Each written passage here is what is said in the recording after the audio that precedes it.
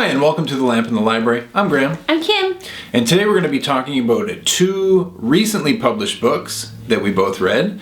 Kim is going to be talking about Cathedral by Ben Hopkins, and I'm going to be talking about a children's Bible by Lydia Millet. And while it may seem that these books have religious connections to each other, I think we're going to see that they're quite different books. But there may be some overlapping themes which will be interesting to talk about. So Kim, why don't you start us off with your discussion of the book Cathedral? Yeah, so I picked this book up because I saw it as a recently published book from this year, and all I knew is that it takes place during the 1200s and had to do with a cathedral being built. I thought that was interesting. So I ordered it. You can see it's a pretty lengthy one. And I'm delighted to say that it helped me get over my reading slump after the Hummingbird Salamander also helped break it. But this really broke it. Once I started in on the first chapter, I was quite hooked. It took me about a week to read it, and I was quite enthralled with the story. As you can guess, centers around a cathedral that's being built in the middle of a city, and there are various characters, and each chapter we get to have a different character sharing their narrative. And then as the book progresses in time, we see those people grow and mature and what happens in their lives. It has a lot to do with what the religious, political, and economic lives are like at that time. It starts in 1229 and goes all the way to 1351 in its time scope, and I found it really interesting. I mean, like any book that is written where you have a variety of characters spanning a large, time point in history, there's stories that you may be personally more attracted to and get really involved in than maybe others, but because of the way that everything overlaps each other, there's never a point where you necessarily are like, oh, I'm really not interested. Like, you really are fully engaged because all the stories, for the most part, they really overlap to give you a narrative as a whole. So I think that if you are a fan of historical fiction, which I have to admit is not a genre I read too much of, but I think that if you are a fan of that, you might really enjoy this book. It's well written. It moves ahead quite quickly. For a book that looks so long, you have a lot of tension, violence, intrigue, politics happening at all times. So I would definitely recommend it. I don't think it's necessarily at the height of artistry as something like Wolf Hall, which from what I know is sort of like at the height of that genre, but I think it is at probably, it's very, very good. Excellent. So the book I read recently is called The Children's Bible. It is a short, breezy read, despite being about some pretty heavy topics. I think I was complaining in the last video that there was a dearth of books dealing with the climate crisis. Well, here's one that really deals with it. This one was a finalist for the National Book Award, so it got a lot of buzz last year, so I finally picked it up from the library, and really enjoyed it. It's about a group of kids who go with their parents to vacation at this cabin, and there's from the get-go this generational divide between the kids and the parents, with the kids really wanting to be independent and viewing their parents with disdain. And that theme really continues through the book as society collapses due to the climate crisis. And it kind of has this kind of jokey, detached, and the characters are more like caricatures than really fully fleshed out people.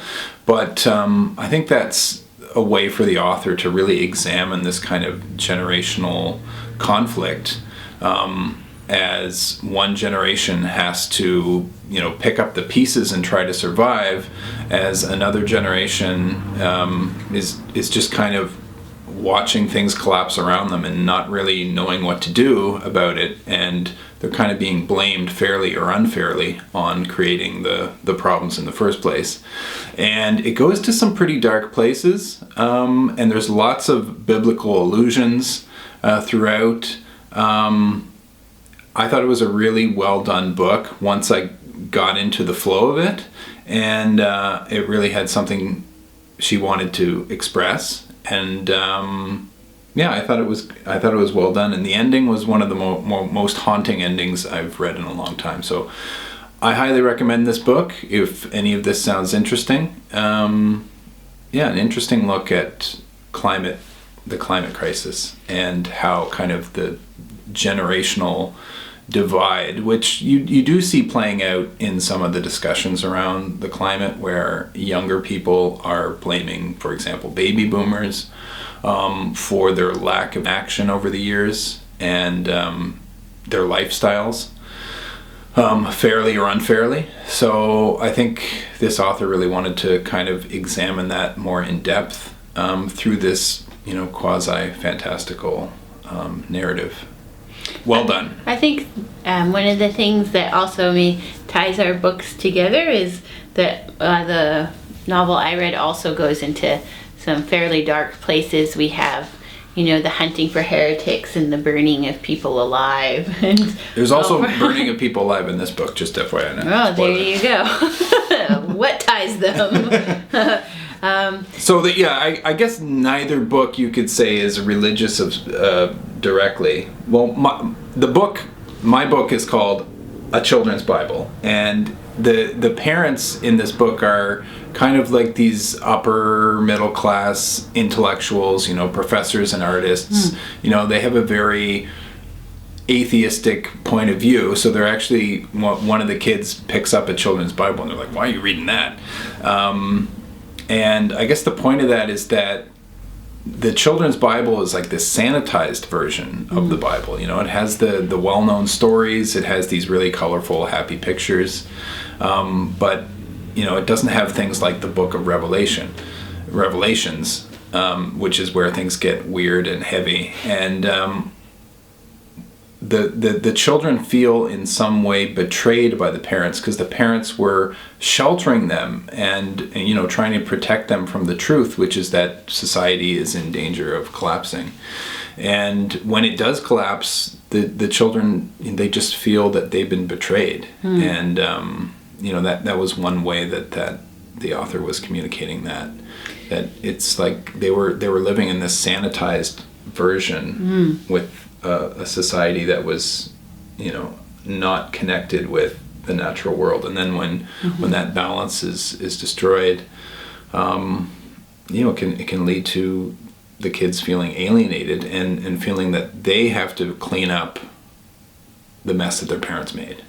Well, it's interesting because I think that sort of overlaps a bit with my novel too, is this look of like who controls the religion, like in a lot of ways, even though the parents in your book, it sounds like they're atheists, so they don't share it at all, and in the little bit they do get is like this highly sanitized version.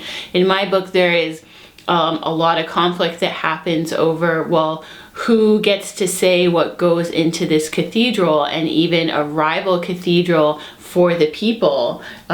It becomes a big part of the book, because who controls the religion in a way. And at the same time within the book too, you constantly have this thread of the feeling like the world is falling apart. The world, like everything is getting worse and worse, and maybe the world will end. I mean, in the 1200s, you have it's a hard way of living. It's a rough and tumble life. Yeah, for the majority of people, the majority. Right. And this not book, all. My book is implying that the near future is also going to be a rough and tumble life. So, on that very optimistic note, I think we both highly recommend the books that we read. So, if you have read these books, let us know what you thought. Yeah. And if you haven't read them, we highly recommend that you do. Check them out and give it a read and tell us what you think. Yeah. And if you like this video, please give it a thumbs up, subscribe below, and hit the bell so you know when there's a new video. In the meantime, keep well. And keep reading.